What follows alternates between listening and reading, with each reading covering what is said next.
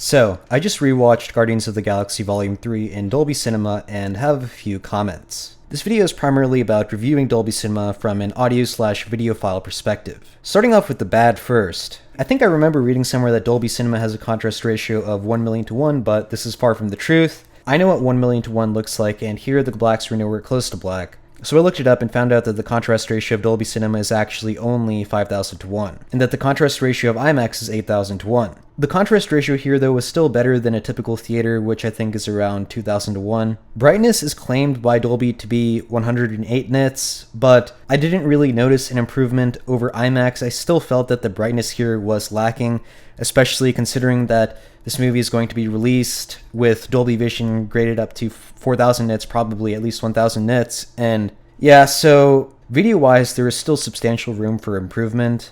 The only real tangible benefit besides screen size, I'd say, over regular television for a projector is that you can place speakers behind the projector screen, and the cool thing is that when people are speaking in the movie on the screen, at Dolby Cinema, it sounds like the sounds are coming directly from where the character is located on the screen, which is not something you'd get with speakers only located to the sides and below the screen, for example. But yeah, there were so many speakers here, I didn't even bother counting, but here's a video showing how many speakers there are. But yeah, as you can see here, there are so many speakers all around. I didn't even bother counting, but like, yeah, you really can't localize individual channels with Dolby Cinema, so that's a cool thing.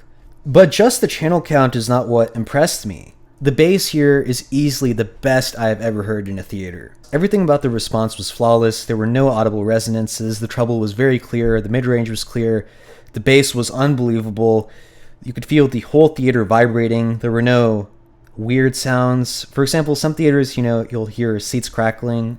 I think there were a few examples where that actually did happen in this theater from the bass, but overall it was very well controlled. The quantity of bass was extremely high, the extension was very low, and honestly, I'd say that the Dolby Cinema Theater sounded like this pair of Moondrop Variations translated to a room full of speakers, and that was kind of the idea behind my target. A large room with flat on-axis speakers with good directivity and plenty of subwoofers crossed over to the main speakers at around 105 Hz.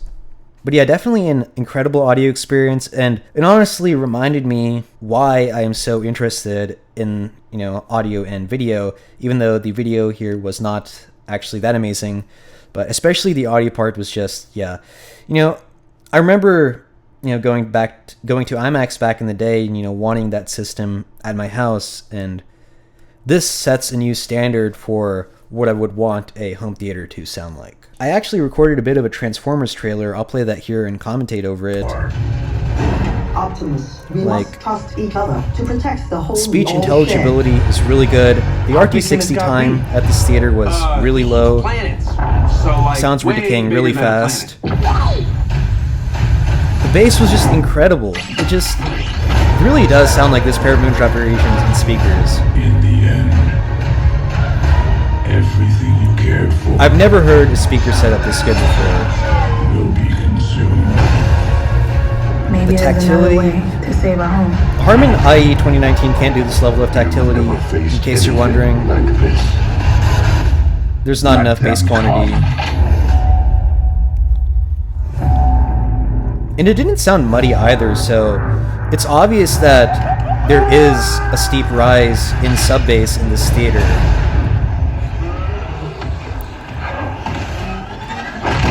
Yeah, I mean, you can hear it clearly in this recording too.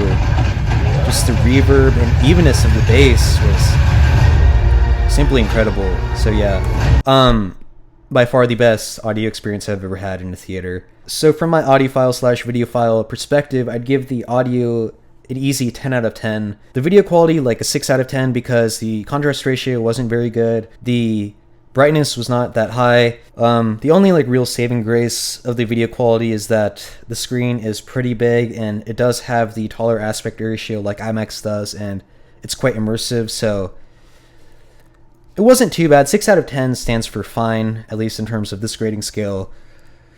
And yeah, if you want to know what amazing audio quality sounds like in speakers, you have to check out a Dolby Cinema.